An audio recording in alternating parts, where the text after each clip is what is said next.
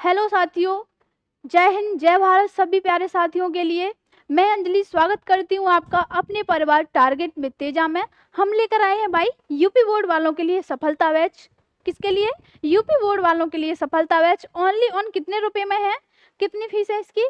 बहुत मिनिमम 149 है। कितनी फीस है इसकी? बहुत ही मिनिमम फीस रखी गई है, 149 है।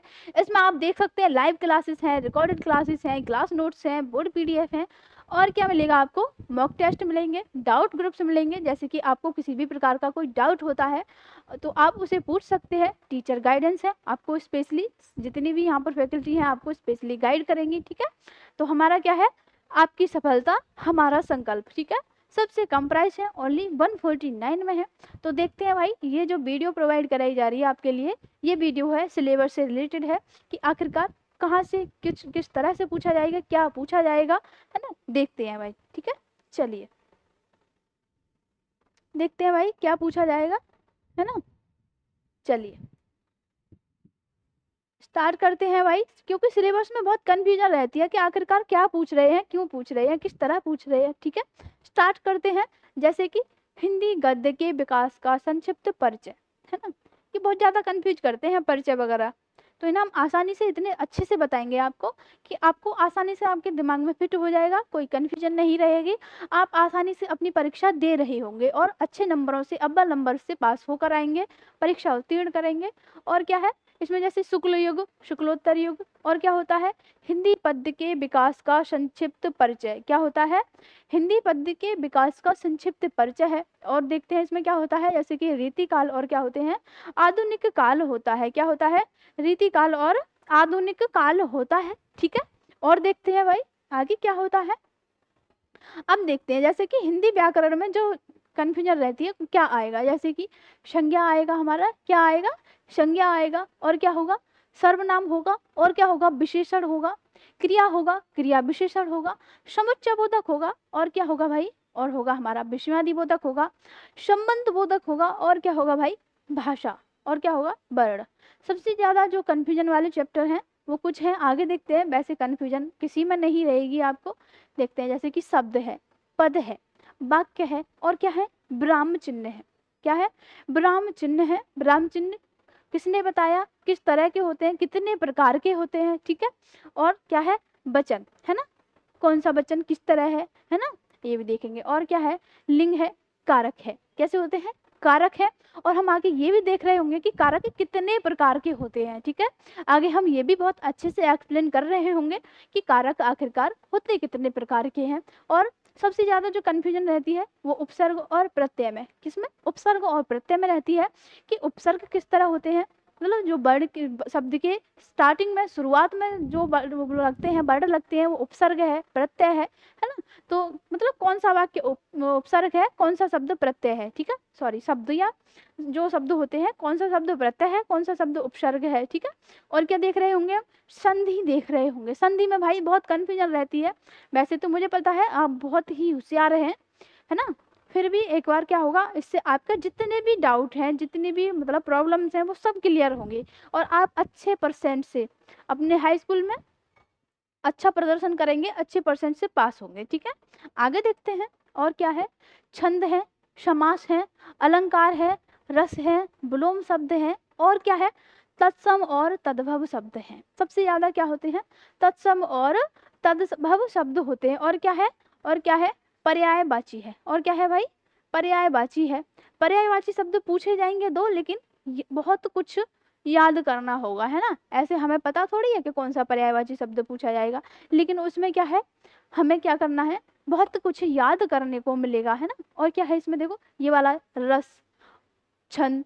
छंद में कंफ्यूजन रहती है नहीं रहती है ना, सभी को रहती है, एक बार देख लेंगे फिर, है ना। चलिए भाई और देखते हैं। अनेक शब्दों के लिए एक शब्द, बहुत सारे शब्द दिए होते हैं, मतलब एक वाक्य जैसा, उसके लिए एक शब्द होते हैं, है ना। एकार्थक शब्द इसे ही बोलते हैं। और हो गया अनेकार्थक शब्द। और क्या हो गए? युग्म शब्द और समानार्थी शब्द। और क्या हुए? शुद्ध और अशुद्ध शब्द। क्या होंगे? शुद्ध और अशुद्ध शब्द। और क्या होंगे? मुहावरे और लोकोक्तियां। क्या है? मुहावरे और लोकोक्तियां, वेरी इंटरेस्टेड पॉइंट। सबसे ज्यादा जो टॉपिक है, मुहावरे और लोकोक्तियां। ठीक है, चलिए भाई और देखते हैं, जैसे कि अब फॉर एग्जाम्पल संज्ञा है ना, फॉर एग्जाम्पल देख लेते हैं।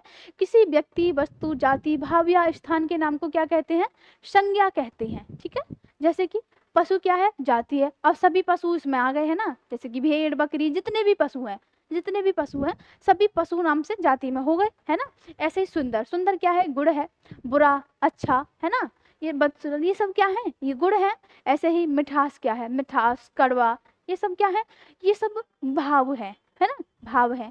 ऐसे ही मोहन किसका नाम है? मोहन एक व्यक्ति का नाम है। दिल्ली, दिल्ली किसका नाम है? एक स्थान का नाम है। ठीक है, हो गया क्लियर। चलिए भाई आगे देखते हैं, है ना। अब देखते हैं अर्थ के आधार पर संज्ञा के कितने भेद हो जाते हैं आगे, है ना। ऐसे ही अर्थ के आधार पर संज्ञा के कितने भेद हो जाएंगे? 5 भेद हो जाते हैं। कितने हो जाते हैं? 5 भेद हो जाते हैं। जैसे कि व्यक्तिवाचक संज्ञा, जातिवाचक संज्ञा, और कौन सा है? भाववाचक संज्ञा है, और क्या है? समूहवाचक संज्ञा, है ना, समूहवाचक संज्ञा, और क्या हो जाता है? द्रव्यवाचक संज्ञा हो जाता है। ठीक है, हो गया क्लियर। चलिए भाई आगे देखते हैं। अब देखते हैं काव्य, और क्या देखते हैं भाई? काव्य देखते हैं। ठीक है, तो काव्य में हम किस किस को याद करना है? हमें याद करना है सूरदास जी को, है ना, तुलसीदास जी को, रस खान को, है ना, रस खान को, और किसको एक्सप्लेन कर रहे होंगे आगे चलकर हम? और कर रहे होंगे बिहारी जी को, है ना। और किसको एक्सप्लेन कर रहे होंगे भाई हम? बिहारी जी को एक्सप्लेन कर रहे होंगे बहुत अच्छे से। ठीक है, और देखते हैं भाई और कौन है? और हो जाते हैं राम नरेश त्रिपाठी, और कौन हो जाते हैं? मैथिली शरण गुप्त, कौन हो जाते हैं? मैथिली शरण गुप्त, और कौन हो जाती है? महादेवी वर्मा, महादेवी वर्मा। आधुनिक युग की कौन बोला जाता है इनको? मीरा भी बोला जाता है। आगे देखते हैं सुमित्रा नंदन पंत जी हो जाते हैं, और कौन हो जाते हैं? माखन लाल चतुर्वेदी। ठीक है, इनको हम इतनी आसानी से याद करेंगे कि आपको देखने में लग रहा होगा हम इतना सारा कैसे याद करेंगे, लेकिन अब जब आपको खुद याद होगा ना तो आपको लगेगा कि हमें इतना सारा कैसे याद हो गया, है ना।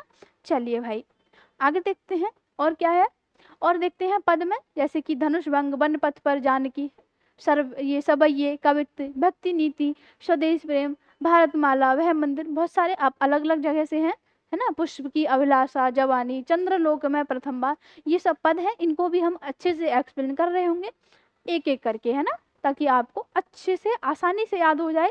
1 बाय 1 हम अच्छे से सबको एक्सप्लेन करेंगे, है ना।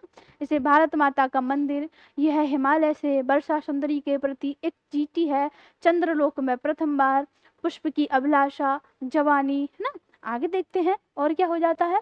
अब देखते हैं भाई संस्कृत। सबसे ज्यादा जो कंफ्यूजन रहती है वो रहती है संस्कृत में, जैसे कि सर्वनाम तद युष्मद, है ना, और क्या है? वाक्य का स्वरूप, और क्या है? वाच्य प्रयोग और वाच्य परिवर्तन, है ना। सबसे ज्यादा जो कंफ्यूजन रहती है संस्कृत में, इसमें ये रहती है वाच्य प्रयोग और वाच्य परिवर्तन में रहती है, और क्या है? पद परिचय और विकार एवं अविकारी शब्द, है ना, पद परिचय, विकारी एवं अविकारी शब्द। ठीक है, हो गया क्लियर। चलिए भाई आगे देखते हैं और क्या देखते हैं। ठीक है, यह है हमारा हिंदी व्याकरण का, है ना। जैसे शब्द रचना के तत्व क्या है?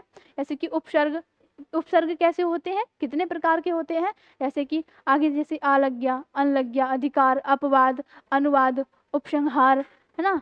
और ये क्या है? ये क्या है? ये मतलब निर है, अभी है, परे है, शु इत्यादि। इस तरह से उपसर्ग होते हैं जो स्टार्टिंग में लगाए जाते हैं, ना, शुरुआत में लगते हैं। ठीक है, और द्वंद्व, सॉरी, समास कैसे हुए?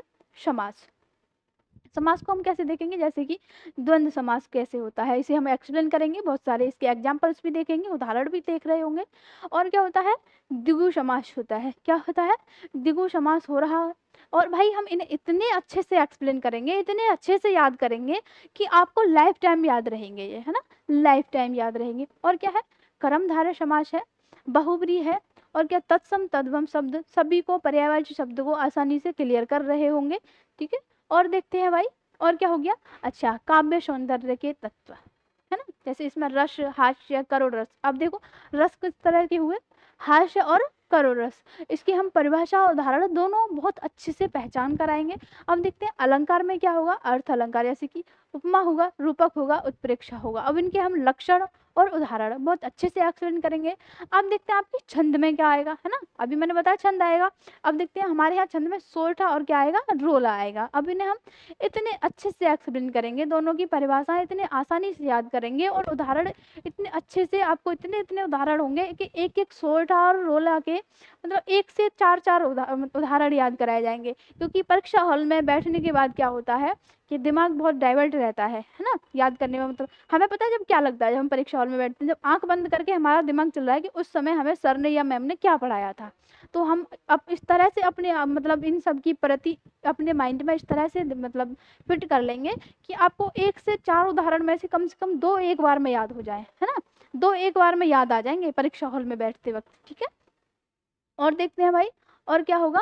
अब देखते हैं भाई, है ना, अब देखते हैं जीवन परिचय, ठीक है, एक जीवन परिचय क्लियर करेंगे, ठीक है। चलिए भाई, तो आज का सिलेबस यहीं पर समाप्त होता है, ठीक है। सिलेबस भाई यहीं पे देखते हैं, बाकी का हम जो होगा जीवन परिचय वगैरह अगली क्लास में आसानी से कर रहे होंगे। तो भाई अपनी पढ़ाई पर ध्यान दीजिए। जब तक के लिए सभी प्यारे साथियों के लिए जय हिंद भाई। आप सभी के लिए बहुत बहुत शुभकामनाएं। आप अच्छे से आसानी से इस बार बोर्ड एग्जाम बहुत आसानी से अच्छे नंबरों से परीक्षा उत्तीर्ण करेंगे, अपने माता पिता का नाम रोशन करेंगे, ठीक है। धन्यवाद सभी के लिए भाई, जय हिंद।